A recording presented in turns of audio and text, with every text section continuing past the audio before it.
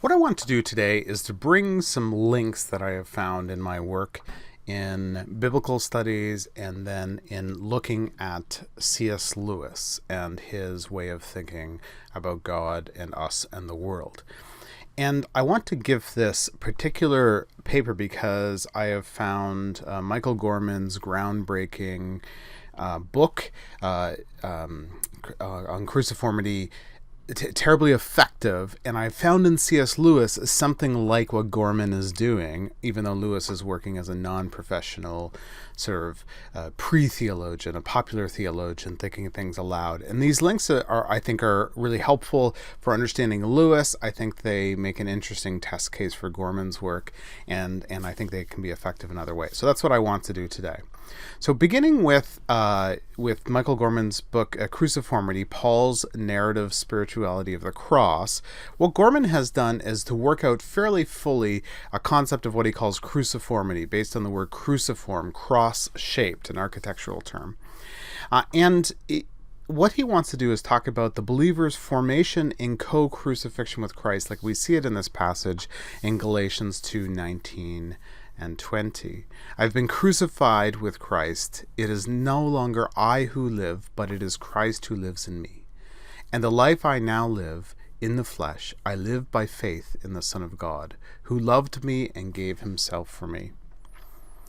Now, cruciformity argues that Christian spirituality is formed by the image of the cross, but that spiritual formation is defined by conformity to Christ on the cross. And so it has a kind of a triple entendre, a play on words in this particular language. It's an imitation practice, and so the believer is drawn into the original drama of Christ, of the death and resurrection of Christ, in what Gorman calls a narrative theology of cruciformity. To be in Christ, Gorman writes, is to be a living exegesis of the narrative of Christ, a new performance of the original drama of exaltation following humiliation. So the believer's imitation of Christ is one of self-sacrifice, a kind of self-death pattern that is like Christ's, and then anticipates resurrection, new life, as Christ has done as well. So our lives echo the cross in movement, from the giving of the self to the rising to new life. Now, narrative spirituality is one of his particular perspectives that I think actually Gorman is really effective in. And what he means by this is that a spirituality that tells a story, a dynamic life with God that corresponds in some way to the divine story. So Paul is deeply invested in narrating his own encounter with Christ. We see that several times in Scripture, and his life in the Spirit. He continually testifies to that. What Gorman looks for is what he calls narrative patterns about the significance of the cross. So there is in Paul's call to conform to the crucified Christ a dynamic correspondence in daily life to that strange story of Christ crucified as the primary way of experiencing the love, grace, and he also talks about hope and power of God. Paul's project unifies the story of the cross and the story of Christian life by representing in that story in living form within the word of the cross.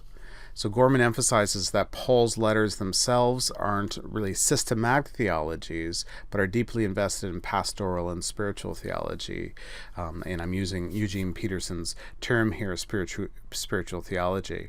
And in particular, there are these... and so I just simply want to note that Eugene Peterson, you may be aware of, spirituality studies has been increasing. Well, the idea of spiritual theology is sort of thinking theologically about the way that we live life, the way that we live the Christ life, the God life, the attention to what we are doing as believers in formation. So that's the kind of idea. And I think that though Gorman doesn't use the term, I think that Gorman is actually doing spiritual theology in this way. Now, some of the major features for our conversation that Gorman has in this book on cruciformity that then moves through all of his writing ever since is the big one is the recognizable narrative patterns. So, for example, Christ crucified, that phrase, Christ crucified, which Paul says again and again and again, inside that is an entire story. It's like a hyperlink to a way of hearing the entire gospel in one particular passage. Same thing, new life. It's like a synecdoche. It's like this little bundle of ideas that works like an icon, this particular phrase, that then opens to everything else. And actually, Gorman recognizes sort of 13 groups of these narrative patterns that are small, often elliptical, very brief, sometimes charismatic or creedal, and they bring the whole story together in those little bundles. And so it's worth kind of looking at those. We see in Gorman the move from like the crucified God, which is, Bauchman's work, Martin Luther, Moltmann, Karl Barth, they talk about God as a crucified God. God is Jesus-like. In that same frame, then, for Gorman, God is a cruciform God, a cross-shaped God, a self-giving, a dying God in that sense. There is in Gorman's work a reminder of the co-reality, that we are co-buried with Christ, co-crucified with Christ, co-formed with his death, and so then also co-formed into resurrection and glory. And so there's this togetherness, participation aspect that's super key for Gorman, and that's really effective. We also have Gorman trying to push forward that ancient imitatio Christi motif, the imitation motif. He wants to call it not so much our imitation of Christ, but Christ's formation in believers. He wants to flip the emphasis, because in the imitatio Christi, there's often just too much about what I'm supposed to do, what I can do to make a difference, that sort of thing. Okay, so that's kind of an interesting thing. So cruciformity is this ongoing pattern of living and dying with him. It has the kind of the effect of the imitatio Christi, but then throws the kind of the power emphasis, the movement emphasis onto God's side. As a result, then, we have faith, hope, and love as the triad. Gorman adds power. It's a bit of an unfortunate word, I think, in our kind of political or business context today, or even teaching, but could be kind of really interesting if you think about how power works. And power is certainly a dynamic in Paul. What he means is, where's the emphasis coming from? Where is the energy coming from? And then after this book, which is nearly 20 years old, this Cruciformity book, and actually there's a new edition, I think, coming out that's a 20-year anniversary edition. Gorman goes through and he rethinks and continues to transform his work throughout the rest of his writing career, adding a Eucharistic element, so participation at the table. In that communal element is often emphasized, which he thought was underemphasized in the initial book. And he really continues to talk about missional reality, so the missional God. All of this is part of God's mission, the Missio Dei. And so then he retools his phrase as resurrectional cruciformity, because he really wants to emphasize the new life, which is in the book but can sometimes be forgotten. And then phrases like deification or theoformity, formed like God. And so really all his work after is looking at the implications in the community, both the church community and for all.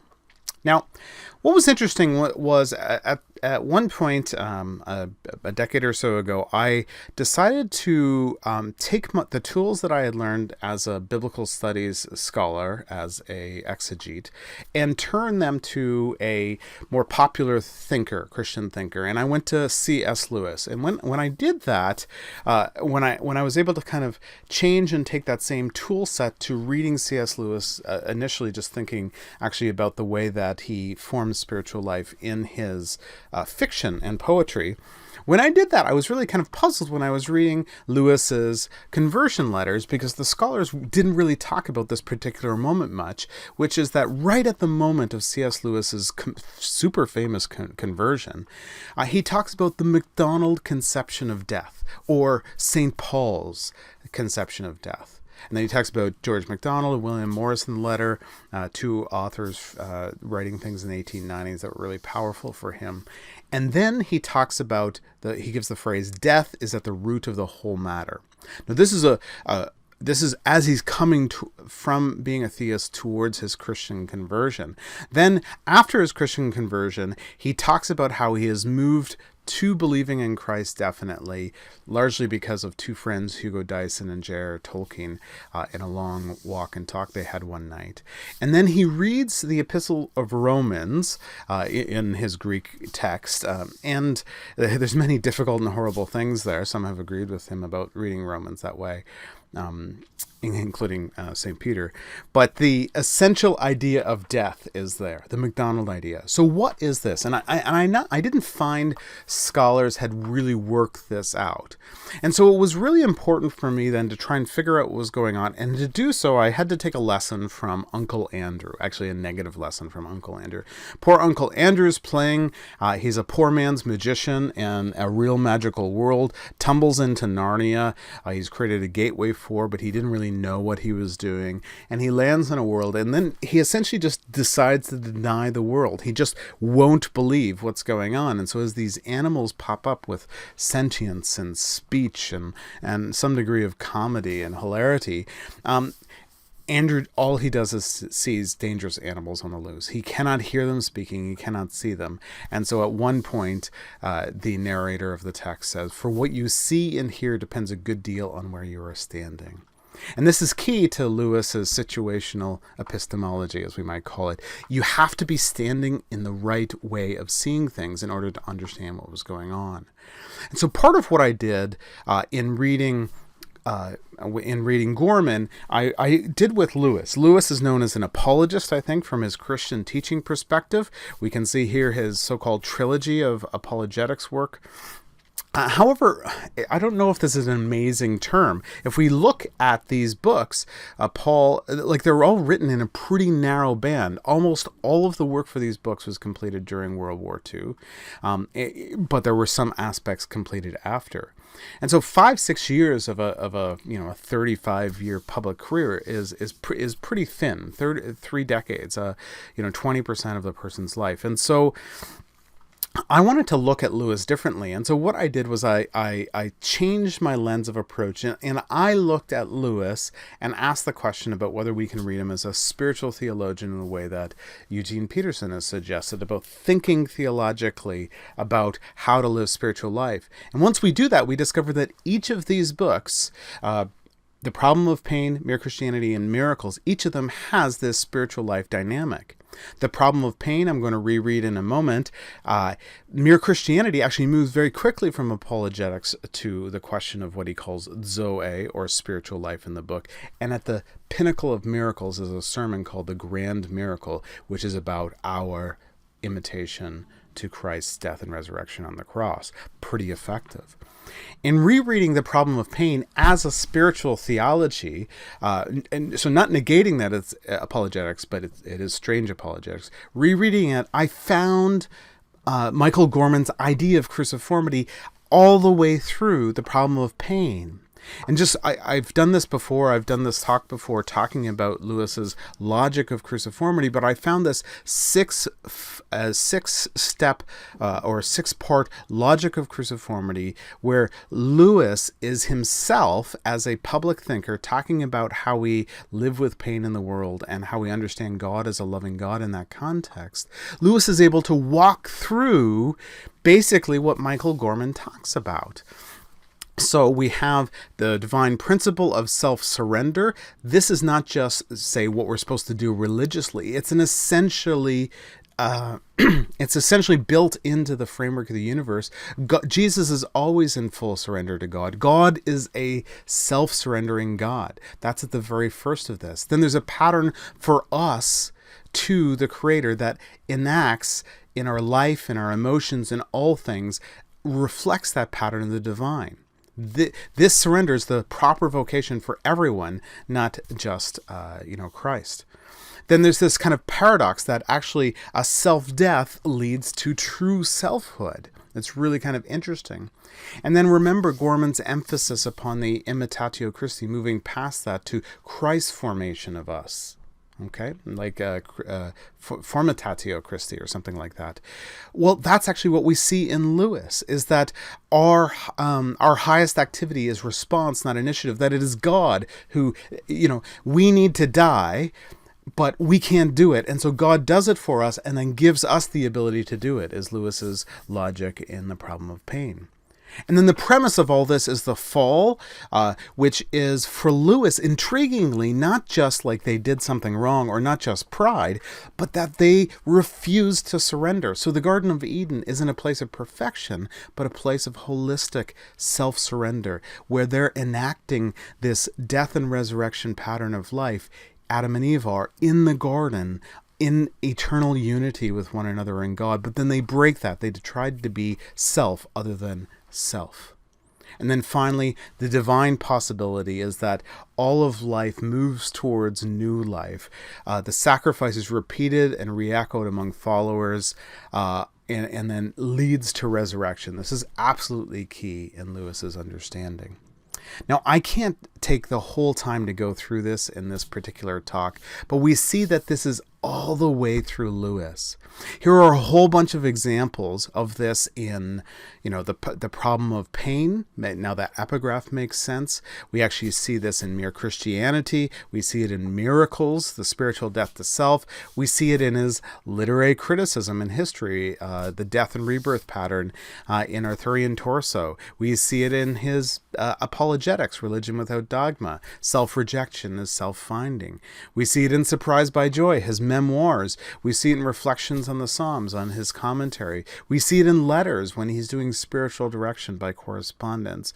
We see it in when he does public talks like The Four Loves. It's really at the center of that whole lecture and book, The Four Loves. And we see it in all this other kinds of places where Lewis calls it the mystery of death, where the secret of secrets lies hid, the very formula of reality. That's amazing phraseology for what's happening with Lewis and his understanding of cruciformity. Now, what this does is put for Lewis a lost manuscript at the center of the whole piece. Lewis has this idea that if you found a manuscript and you said, I think it actually doesn't just belong to this larger, symphony or larger play, but it's the center of the whole. The only thing you can do is test it by putting it at the center and see if it fits. And I think that it does. It shows us why he's talking about the MacDonald idea of death upon his conversion. It shows what the Apologetics trilogy really does and why people respond to it. We see growth in Lewis, so that marriage moves forward from falling in love and sex and marriage. All of this ends up with a more cruciform pattern as we get further on in his life, and we see it in his book, Grief Observed. We see cruciformity at the center of his theological novellas, but we also see it kind of in his literary theory. In Experiments of Criticism, our response to art and literature is cruciform. His cultural criticism looks like this. His spiritual direction looks like this. His ideas of leadership, I believe, and I will argue elsewhere, look like this. The characters of his fiction undergo the same kind of death and resurrection that follows this pattern. And I think that we see in Lewis the same Gorman, the same Paul-like narrative patterns.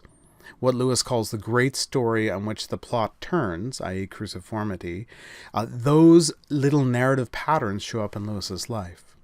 Now, I won't take the time to go through kind of those last two things, the characters and the narrative patterns, but I do want to hint at them. We see actually in The Voyage of the Dawn Treader, for example, the story of Eustace is a story of self-death that leads to new life. It's very much like being an imitatio leonis, an imitation of Aslan the lion. What Aslan did on the stone table, taking upon others' guilt, taking upon death, giving over and then raising to new life, is what is enacted in Eustace, but it can't be done by himself. It has to be he has to be undragoned by Aslan, and there's actually even a baptism scene in that particular piece. We see at the center of the Great Divorce the same principle, where there's really only kind of two kinds of people in the world. One kind who say to God, "Thy will be done," and surrender, and one to whom God says, "Thy will be done," and God surrenders to them. And then they choose not to die to self. And ultimately hell in the Great Divorce is eternal selfness, just wrapped up in the self. And then the character of Orwell, Until We Have Faces, comes to the point where she is told, die before you die. There is no chance after. She has to undergo a series of deaths in order to receive resurrection, to come to actually a true self, to have a true face. It is key for her development. Intriguingly, what I do in my work is I talk about the recognizable narrative patterns that we see throughout C.S. Lewis's work in the way that Paul has them as recognized by Michael Gorman. Some of these are really tight phrases, some we've seen already, that work like hyperlinks that open up whole worlds behind them, like the phrase Christ crucified in Paul, or this self-abdication as a kind of self-finding in Lewis. So there's these little bundles that exist, but I actually think that Lewis writes his work where the recognizable frames actually work into the entire form of the work that he's doing. For example, in the U-shaped pattern of death and resurrection, if you can think of it like Northrop Frye described a U-shaped pattern of comedy as death and resurrection. We actually see this in all of Lewis's work. The image of the dive, this downwards and upwards motion, is in Lewis's work, and we see it at a number of points in his literature, including his pre-Christian Dimer, where Dimer cannot dive. He cannot give himself over. Or we see baptismal scenes in a number of his works, in Till We Have Faces and The Voyage of the Dawn Treader. And Miracles itself, that grand miracle, it uses the dive as the image. We actually see, for example, the fairy tale is a there and back again. The eucatastrophe of J.R.R. Tolkien is a death and resurrection pattern. We can see it there. And so what we have here in Lewis's work, of course, are a whole lot of fairy tales. Now, some of them are quite obvious, like the Narnian Chronicles, and they often have this kind of there and back again pattern. But there are other places that Hideous Strength is called a modern fairy tale. In the subtitle, A Modern Fairy Romance. The Pilgrim's Regress follows this same there and back again pattern, intriguingly, unlike Bunyan. And then narrative poems, you can see that Lewis is trying to work out in his narrative poetry something that's similar, although he doesn't quite get there. And then finally, there are these patterns of descent and ascent throughout Lewis's science fiction, particularly Out of the Silent Planet and Paralandra. And I spend some time in my book working these things out. But I wanted to note Paralandra, where it becomes most obvious, because there's a number of these patterns. And Ransom goes through a kind of death and resurrection and a Christ figure patterning throughout this book of Paralandra. And I wanted to have this particular cover on because of how much work they did to make this amazing kind of pulp fiction era, where we have Ransom in a Superman pose, a never nude Ransom, right? He's wearing the blue jeans because he can't go nude. And then how much do we need to avoid and make sure that the gods of Paralandra are Caucasian? We make them green up to the shoulders and then white from there, right? Just wanted to point that out. All right, what are some implications of this conversation? Well, I think there's implications overlapping in Lewis studies for Gorman's project and for the theological method as a conversation. One is that it avoids reductionistic readings of Lewis just as an apologist or something like that. It gives us a manuscript that you can put at the center of the whole, and so I think that's a testable theory of reading Lewis as a spiritual theologian. And I think Gorman too, by the way. I think we can think about Gorman as a spiritual theologian, provided that we have the right framework to test it. I think this shows what is often intuited in Lewis, but not always demonstrated, which is a unity that exists for the staggering diversity of Lewis's work. This idea of cruciformity, the death and resurrection pattern that's echoed in our lives, given energy by God, because God is a self-dying God, that pattern's all through Lewis's work and makes sense of the whole. We can see how Gorman's thought then helps organize and extend Lewis's work. Gorman has a sophistication and some emphasis that could have been more helpful for Lewis. For example, the mission or the sense of the church as a whole could be a little stronger in Lewis. When read faithfully with careful attention, we can see in Lewis's work and Gorman's spiritual theology a profound tool for biblically founded and imaginative prophetic self-critique for socially engaged Christians. I think in our North American context, we have to ask the question, do Christians look like, in our communities, honor cable news stations, in the media, on social media, do we look like Christ on the cross, taking the violence of the world upon his body for the redemption and transformation of the world? Do we look like that? Or do we look like the Romans who put Christ on the cross? I think Gorman and Lewis cause us to ask that question. Intriguingly, I think this is how Lewis is often misread in a Canadian and American context. Now, while Gorman's thesis is testable in all kinds of normal ways, language, exegesis, context, analysis. He could be wrong on his analysis, or he may have a method wrong. The way that people respond to the text could be a way of testing it. I think this project actually, as part of theological method, demonstrates Gorman's thesis in kind of an unusual way.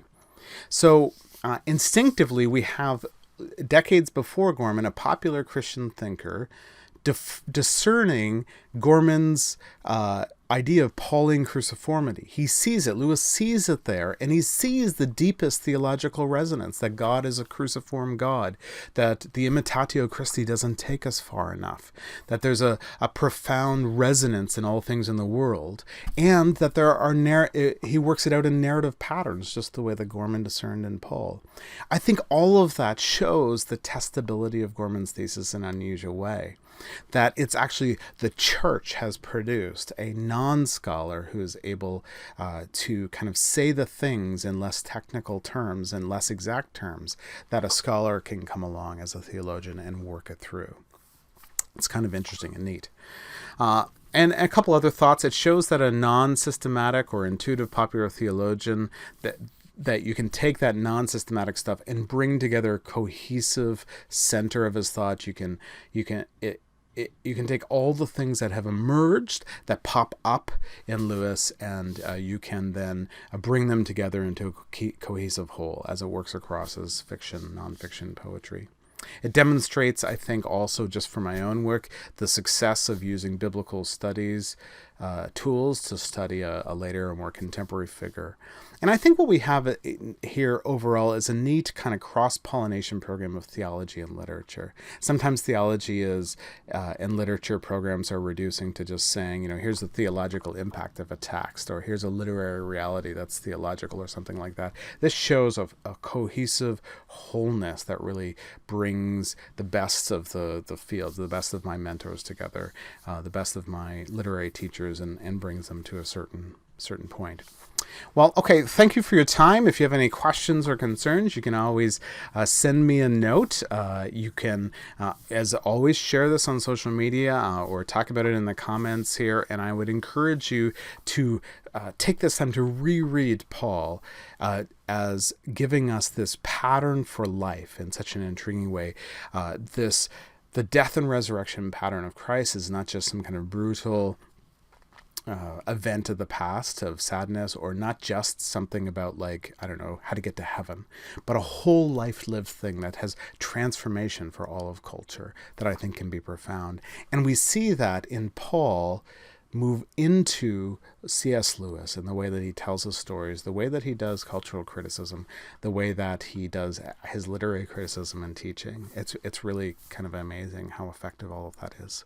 So I thank you for your time. I would encourage you to share this and to reach out if you have questions or comments, or the way that you've found this kind of work in your own teaching life or ministry.